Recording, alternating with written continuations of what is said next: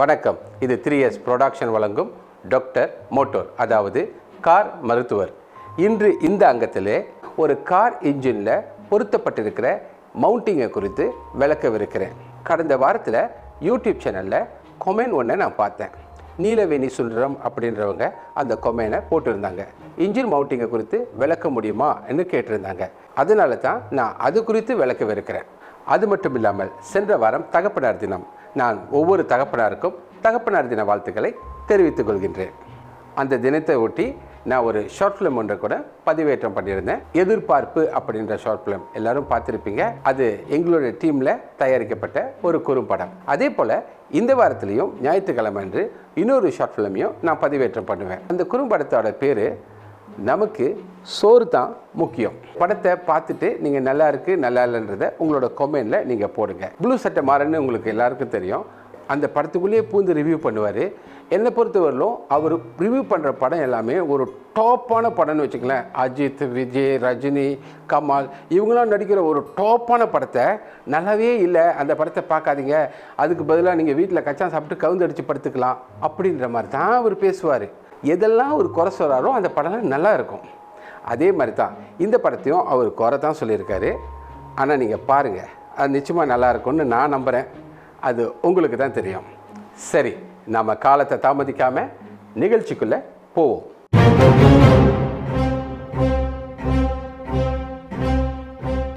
இதுதான் டொயோட்டா ஏரியரோட ஒரு இன்ஜின் உட்கார்ற ஃப்ரேம்.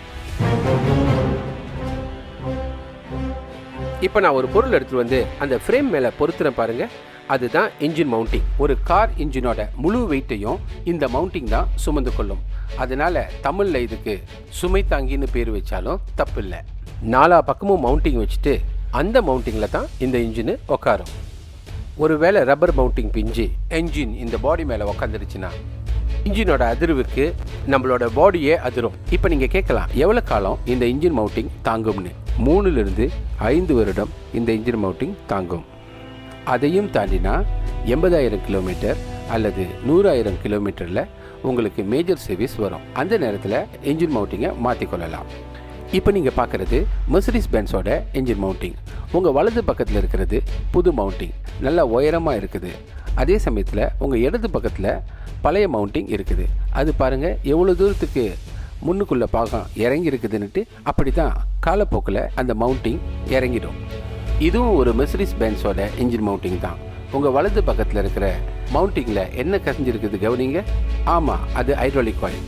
இந்த மாதிரி ஒரு சில ரப்பர் மவுண்டிங்குள்ளே ஹைட்ராலிக் எண்ணெயை செலுத்தியிருப்பாங்க. எதுக்காக அந்த மவுண்டிங்கில் ஹைட்ராலிக் எண்ணெய் இருக்குதுன்னா இன்ஜினோட வைப்ரேஷன் பாடியில் படாமல் இருக்கிறதுக்கு, இன்னும் அதிகமான ஸ்மூத்னஸை கொடுக்கறதுக்கு. உங்கள் காரோட இன்ஜின் ரப்பர் மவுண்டிங் கெட்டு போகிறதுக்கு நிறைய காரணங்கள் இருக்குது. வேகமான எமர்ஜென்சி பிரேக் அல்லது கார் இன்ஜின்லேருந்து எண்ணெய் கசிந்து அந்த ரப்பர் மேலே படுறது, கரடு முரடான ரோட்டில் காரை செலுத்துறது மற்றும் பல உண்டு.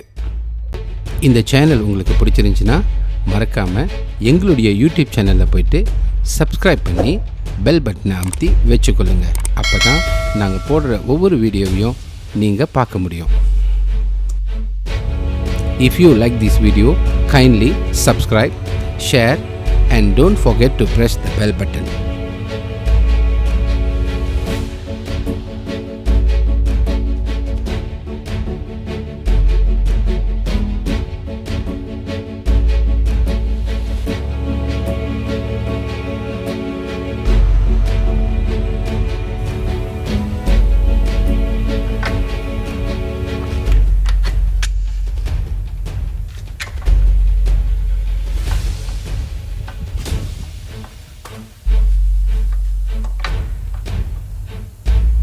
இதுக்கு பேர் கேபாக்ஸ் ரப்பர் மவுண்டிங்.